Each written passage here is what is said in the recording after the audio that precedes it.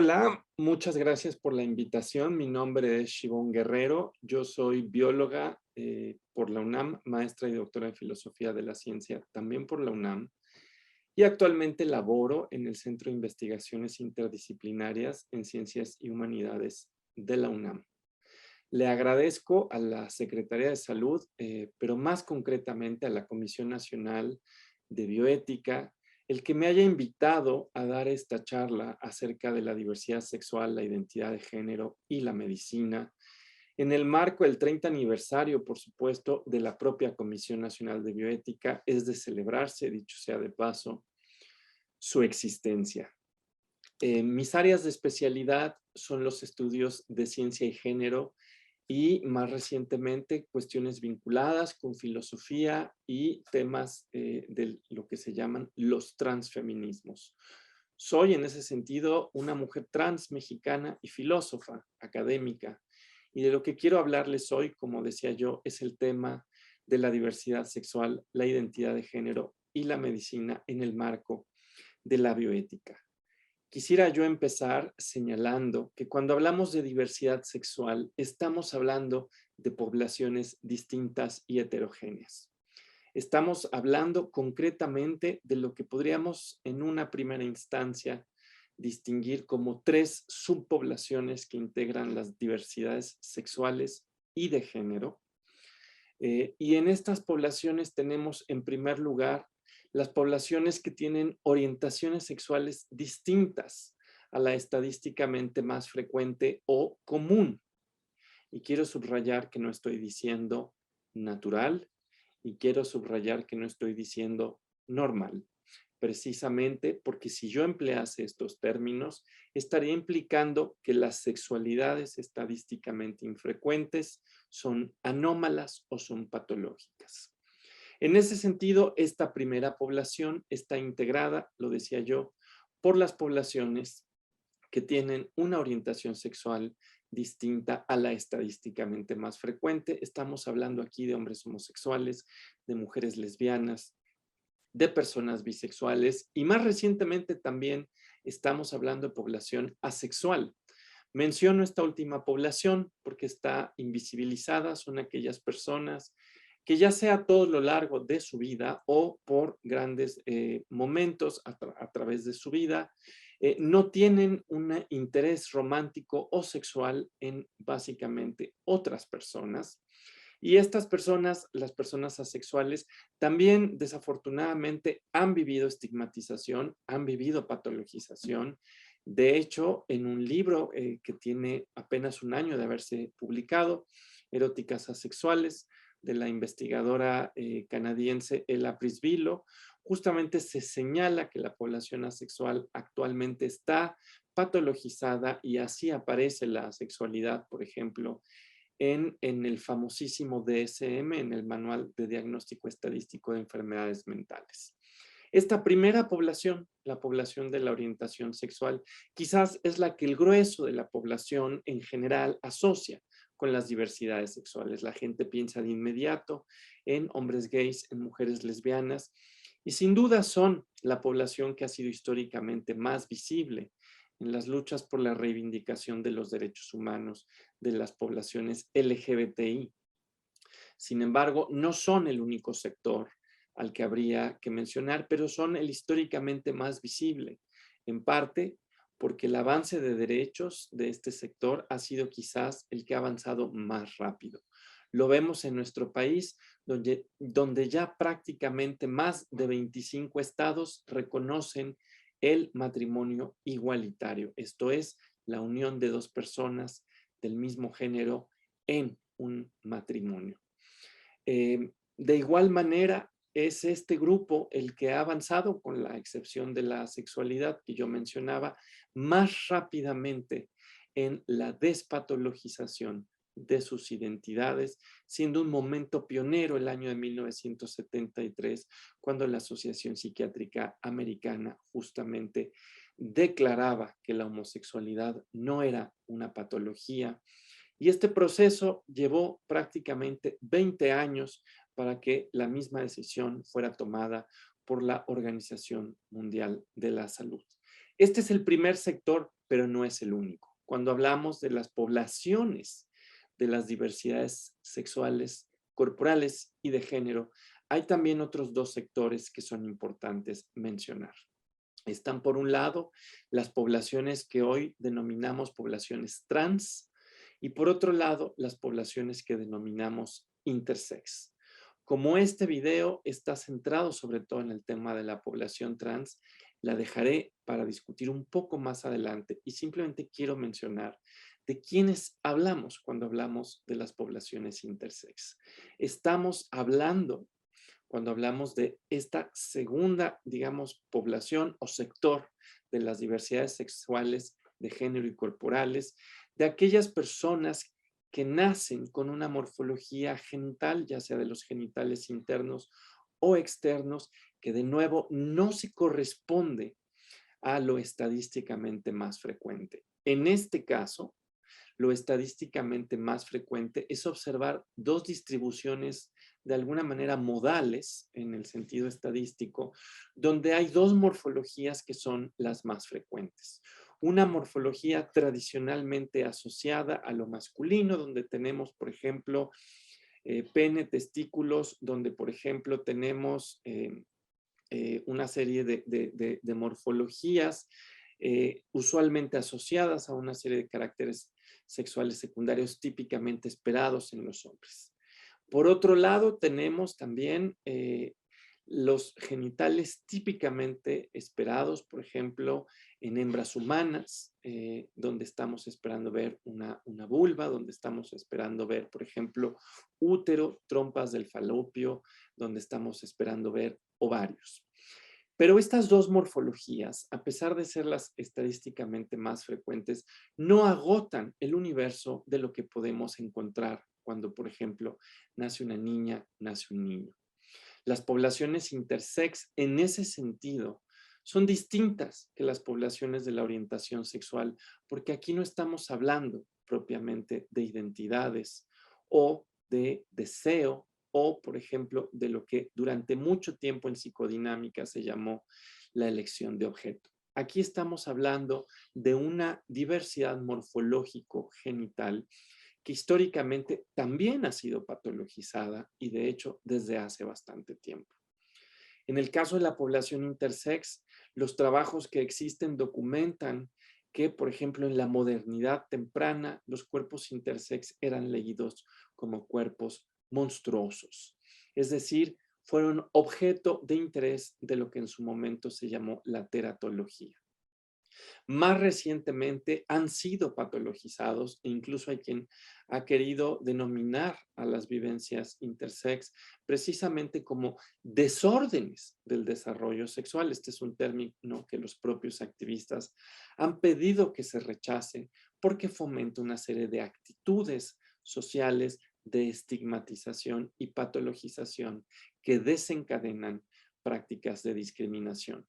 La población intersex sufre en ese sentido también de violencias, violencias desafortunadamente históricamente avaladas por las medicinas, sobre todo en el contexto de la cirugía pediátrica, pero también de la ocultación en muchos casos de los historiales clínicos de las personas intersex que simplemente se encuentran con que sus padres tomaron decisiones sobre sus cuerpos que nunca les revelan y que son eventualmente ocultadas también de sus historiales médicos.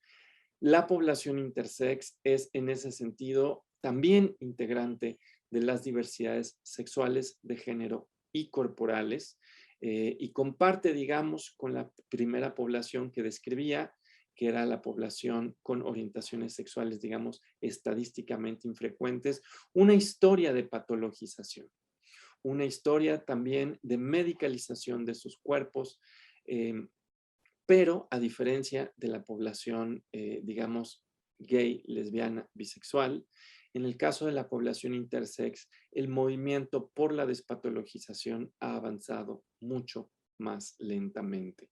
En ese sentido, todavía son frecuentes intervenciones quirúrgicas en niños muy jóvenes que no son necesarias desde un punto de vista digamos, de la salud de la persona. Se llevan a cabo bajo el presupuesto de que una persona tiene que tener una genitalidad estereotípica para tener un correcto desarrollo como persona. Esto desafortunadamente suele traducirse en intervenciones no deseadas que pueden dejar a las personas, por ejemplo, sin la posibilidad de sentir orgasmos. En muchas ocasiones, por ejemplo, clítoris alargados son cercenados y la persona perderá la capacidad de tener una vida sexual plena a lo largo de su vida. Puede ocurrir también que tengan problemas, digamos, de incontinencia urinaria crónica producto de estas operaciones. De allí que la población intersex solicite que las operaciones no se realicen como un mecanismo de normalización de cuerpos. Pero bueno, este video no es finalmente un video, no es una conferencia sobre estos sectores quizás que también forman parte de las diversidades sexuales, corporales y de género. Este video busca concentrarse en la noción de identidad de género, en las poblaciones trans y en lo que tendríamos que reflexionar desde la biomedicina, desde la bioética, desde la medicina en general sobre esta población. ¿De quién estamos hablando cuando hablamos de las poblaciones trans? Históricamente, las poblaciones trans eran de alguna manera caracterizadas a través de tres palabras históricamente relacionadas, pero que no significan lo mismo. Tenemos en ese sentido el término transexualidad, es un término médico, es un término que llega al español, sobre todo de los trabajos desarrollados eventualmente en el idioma inglés y en el idioma alemán. Es un término médico que durante muchos años se usó de manera patológica para nombrar a aquellas personas cuya identidad de género, es decir, cuya vivencia íntima y personal acerca de quiénes son, no se correspondía con el sexo asignado al nacer. Ese, por ejemplo, podría ser mi caso. Yo soy una mujer trans. Cuando nací se me asignó el sexo masculino, pero a lo largo de los años me pronuncié en contra de esta asignación. Yo no encontraba que esta asignación y esta manera de evitar mi corporalidad fueran una forma en la que yo me sintiera plena y cómoda de vivirme. Sin embargo, a diferencia de lo que implica la noción de mujer trans, el término transexual tenía una carga patológica. Era considerado en su momento una enfermedad mental y hay que decir que se consideró y se debatió al interior de la medicina cuál era la mejor manera de acompañar a las personas transexuales. Si a través de, por ejemplo, supuestas terapias psicológicas o psiquiátricas que a la postre mostraron ser inútiles y que de hecho generaban mucha ansiedad y mucha angustia en las personas, o a través de un acompañamiento quirúrgico y hormonal que permitía adecuar la imagen corporal a la identidad de la persona.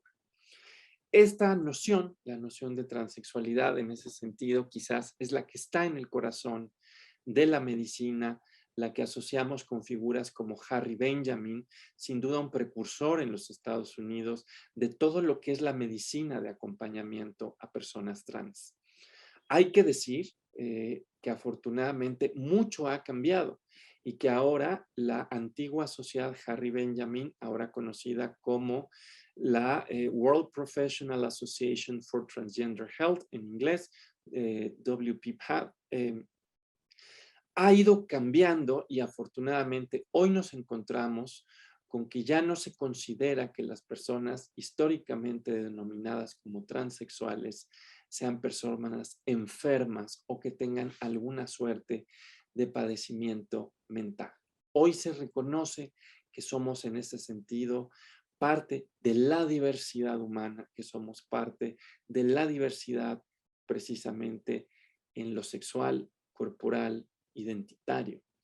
En ese sentido, somos parte de estas poblaciones de las diversidades sexogenéricas y corporales.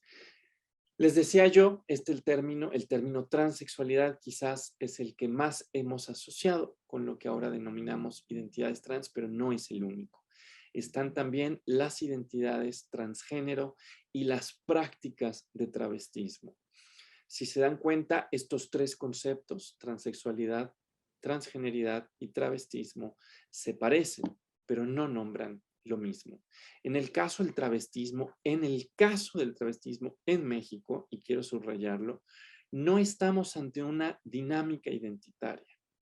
Las personas travestis no tienen necesariamente una identidad de género, digamos, que implique que su vivencia íntima y personal sobre su género con el que se identifican sea distinto el sexo asignado. Por el contrario, el travestismo es una práctica y puede ser una práctica que ocurre por distintas razones. Puede incluso ser una práctica por razones laborales. Ahora que está de moda, por ejemplo, el drag en un país como México, en varios países del mundo, hay personas de todas orientaciones sexuales y de todas identidades de género que se dedican al travestismo como una práctica asociada al entretenimiento cultural. En ese sentido, no estamos viendo algo identitario, estamos viendo expresiones de género que tienen que ver, en este caso, con una ocupación. Esto no agota las dinámicas de travestismo. Sin embargo, las mencionamos aquí dentro de las poblaciones LGBTTI, como a veces se les llama, porque las personas travestis, más allá de la identidad que tengan, al menos en el caso de México, viven también discriminación en los espacios públicos a causa de una expresión de género, de nuevo, que rompe con la norma de género imperante. A diferencia de México, hay países en América Latina, como es el caso de Argentina, Chile, Uruguay, donde lo travesti opera de una manera identitaria. No son términos homologables y es importante tener sensibilidad al contexto cultural cuando nos encontramos con esta palabra. En Argentina, muchas personas que se nombran travestis en realidad tienen una vivencia mucho más cercana a la de las mujeres trans, como este término es entendido en México. Ahora bien, esto tiene que ver, ya he dicho, un poco acerca del término transexualidad, acerca del término travestismo, falta el término transgeneridad. El término transgeneridad hay que decir que no nace de contextos médicos, fue acuñado por Virginia Prince, una mujer transgénero que no deseaba llevar a cabo intervenciones medicalizantes sobre su cuerpo, no deseaba llevar a cabo cirugías, no deseaba llevar a cabo tampoco ninguna clase de hormonización, simplemente quería vivirse en términos de su identidad pública como una mujer. En ese sentido, estos tres términos históricamente no nombraron lo mismo. El término transexualidad, repito, es un término médico, un término que solía asociarse con personas que se presentaban diciendo que vivían una situación de disforia de género como una incomodidad muy profunda con respecto a la imagen corporal que tenían eh, y que la medicina acompañó durante décadas precisamente a través de intervenciones quirúrgicas y hormonales que demostraban su eficiencia en mejorar la calidad de vida de las personas transexuales.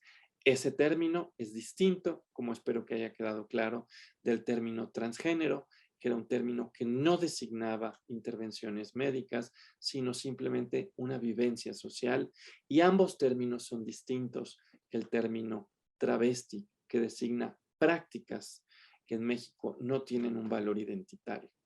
¿Por qué esta heterogeneidad de vivencias las agrupamos dentro de una misma población?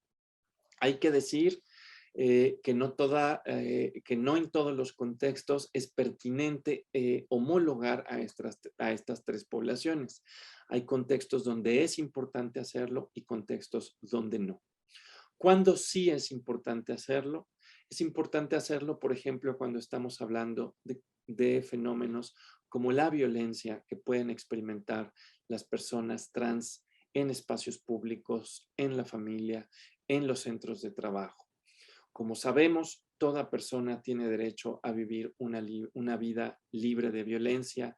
Toda persona tiene derecho, y esto está ya garantizado por la Suprema Corte de Justicia de la Nación, al libre desarrollo de su personalidad. En ese sentido, La discriminación vulnera de igual manera a estas tres poblaciones y por razones muy parecidas, es decir, porque tienen una construcción de su género, expresión de género o identidad de género que no se corresponde con lo estadísticamente más frecuente y esto genera discriminación.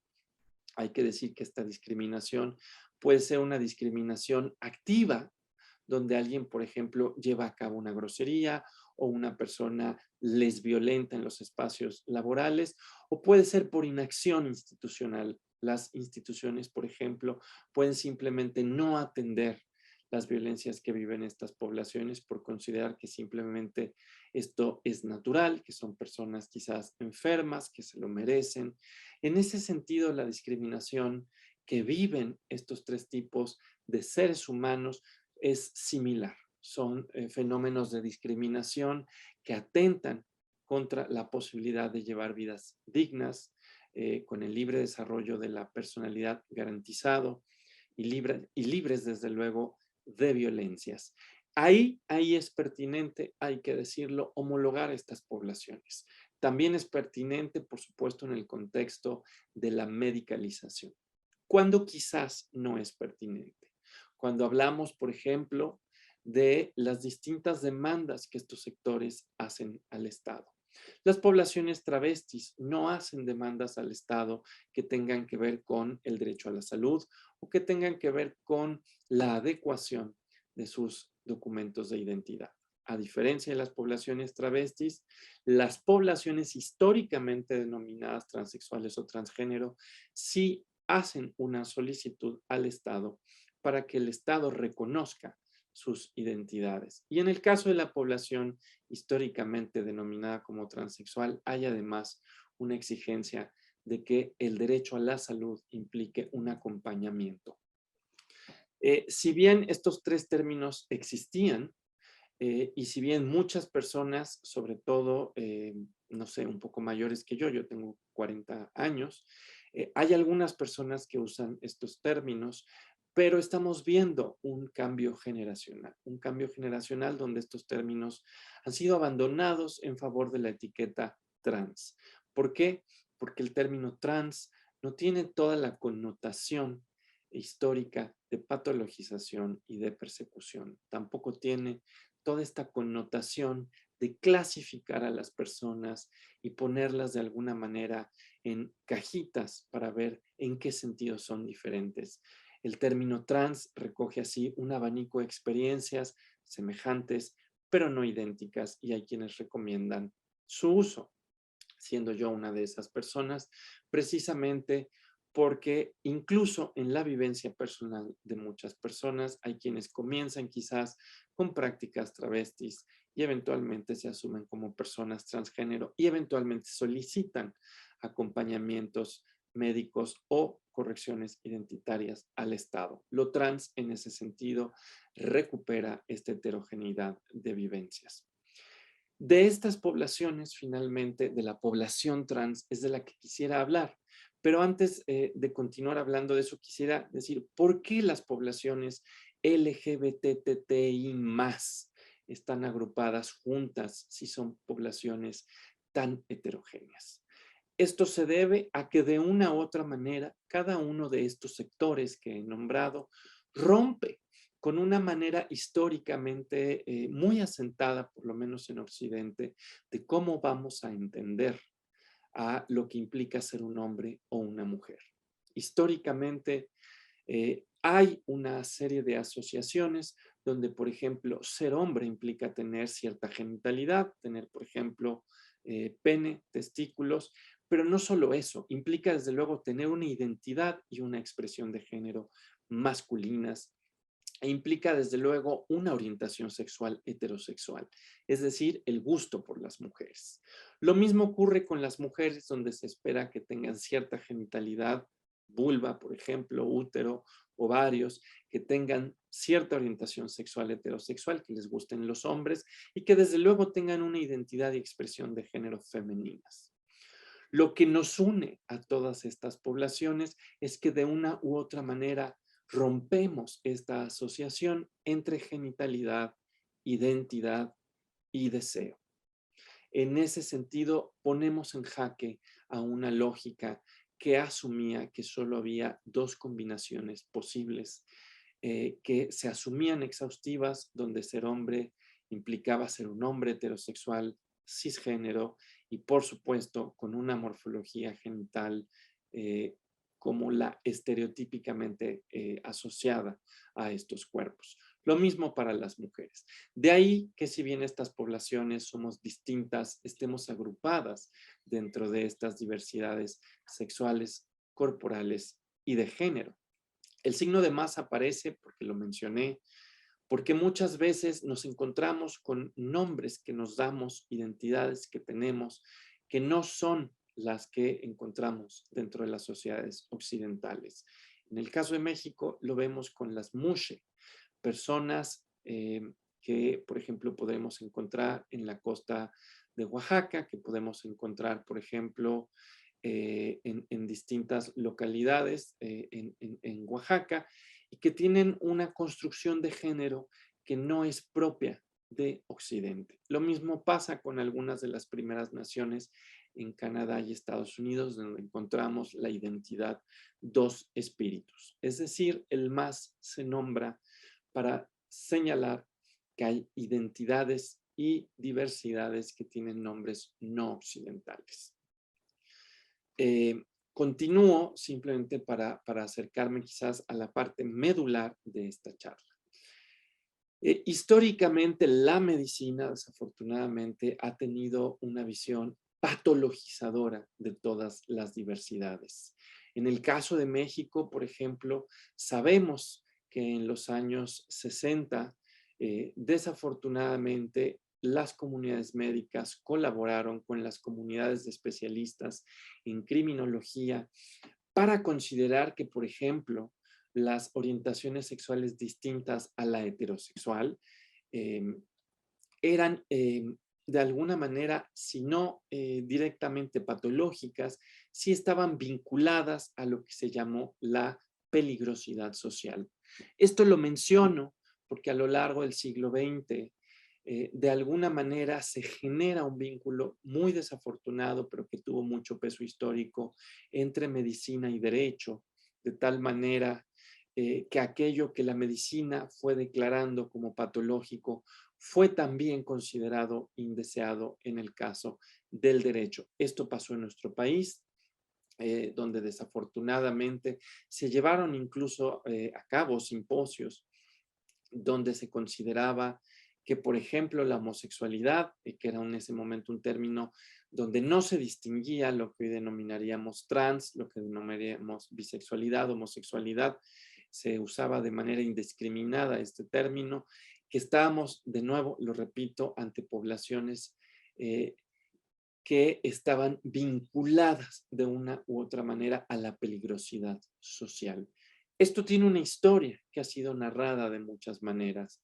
Figuras importantes, por ejemplo, en el psicoanálisis, pero también en la psiquiatría norteamericana, como el doctor Bieber, el doctor Bergler y el doctor Zucárides, fueron autores que validaron desafortunadamente esta discriminación que venía de las comunidades médicas y que fue cómplice también de una discriminación por parte del Estado.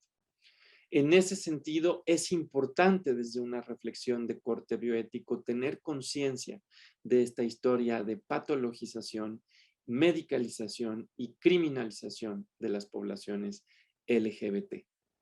Es necesario que hoy en día los médicos, las médicas estén conscientes de esta historia y que tengan claro dentro de sus prácticas que se corre el riesgo siempre de volver a repatologizar y ser cómplices de la marginalización de un sector.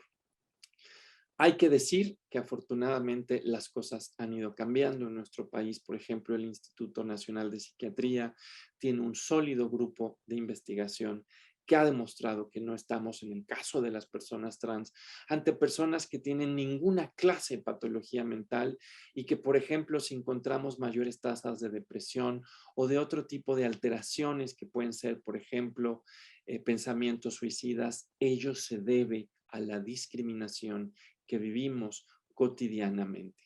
Hay que decirlo. una discriminación continua socava la salud mental y hay quienes argumentan que incluso se observan en los casos más extremos síntomas parecidos a los del estrés postraumático. Eh, Esto desde luego es algo que no va a ocurrir en todos los casos, pero las formas más intensas de discriminación pueden generar esto. Para cerrar, para cerrar, me gustaría decir que la razón por la cual hoy en la medicina se reconoce la importancia de una categoría como la identidad de género, que nombra la vivencia interna y personal de una persona con respecto a sí mismo, bueno, esto se debe precisamente a un intento de la medicina por privilegiar, por supuesto, la dignidad y la salud, incluyendo la salud mental de las personas. Y cuando digo salud mental, no me refiero a que estemos ante patologías, sino a la salud que se pierde ante la discriminación. Hoy el reconocer la identidad de género se vuelve importante precisamente porque permite el diseño de políticas públicas que evitan lo que históricamente pasó, la criminalización, patologización y marginalización de estas poblaciones. Es labor de la medicina y desde luego de la bioética evitar que los estados usen los saberes médicos como formas de hacer biorregulación y biopolítica de los cuerpos humanos, es decir, que los limiten en sus derechos, que los jerarquicen y que los marginalicen. La tarea de la bioética en ese sentido tiene que ser el evitar que la medicina se use como un discurso para jerarquizar y marginalizar cuerpos y que por el contrario sirva para fundamentar discursos de acompañamiento en una visión integral de la salud. Les agradezco mucho su invitación y su atención.